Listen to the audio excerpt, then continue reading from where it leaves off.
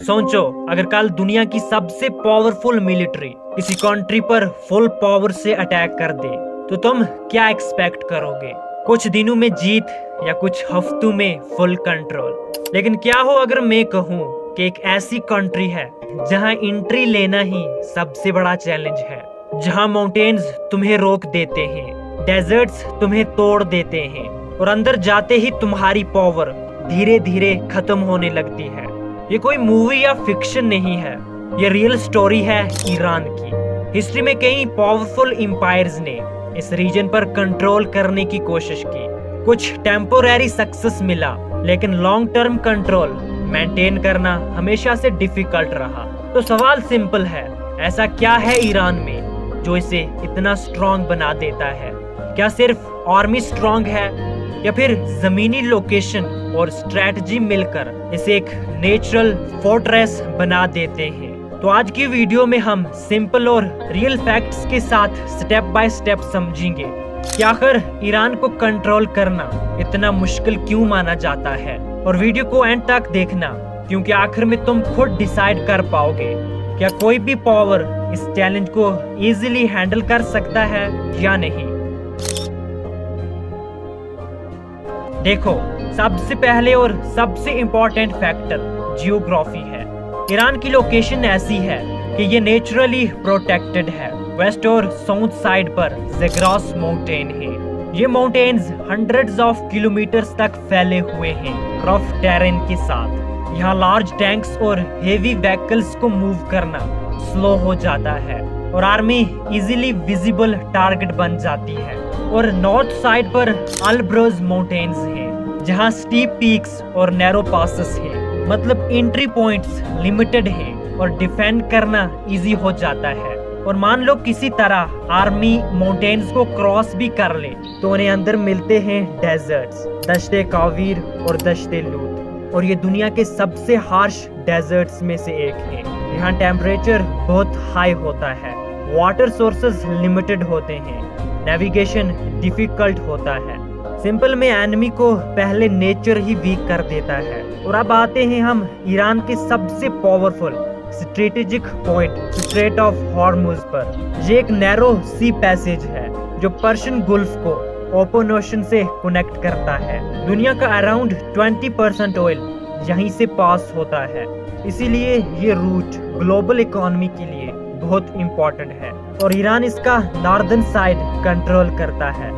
अगर ईरान पर अटैक होता है तो वो इस रूट को ब्लॉक या थ्रेटन कर सकता है और इसका इम्पैक्ट ऑयल सप्लाई को डिस्टर्ब कर सकता है।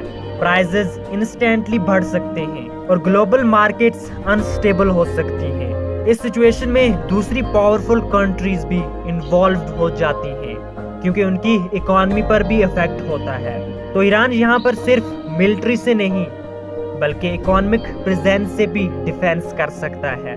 देखो, अब बात करते हैं ईरान के साइज के बारे में। ईरान का टोटल एरिया लगभग 1.6 मिलियन स्क्वायर किलोमीटर है और ये एक बहुत बड़ा एरिया है।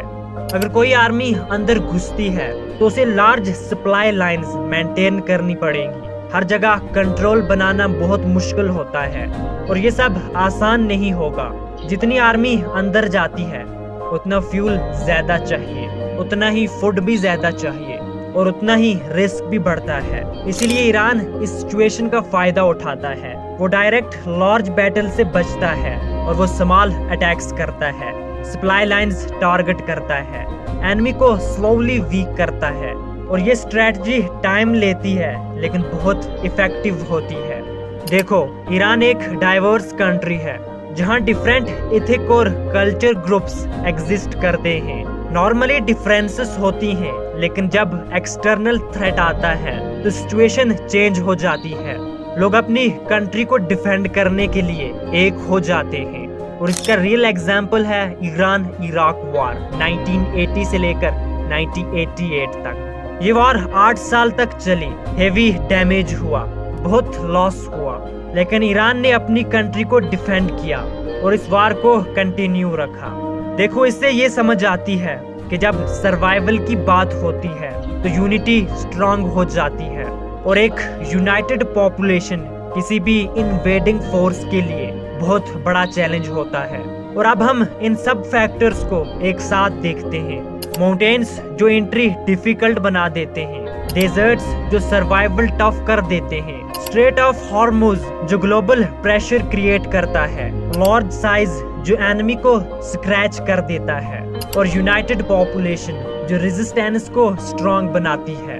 ये सब मिलकर ईरान को एक स्ट्रांग डिफेंसिव पोजीशन पर ला देते हैं, बल्कि एक लॉन्ग और कॉम्प्लेक्स चैलेंज बन जाता है। तो दोस्तों, अब आप समझ ही गए होंगे क्यों ईरान को अटैक करना इतना डिफिकल्ट माना जाता है।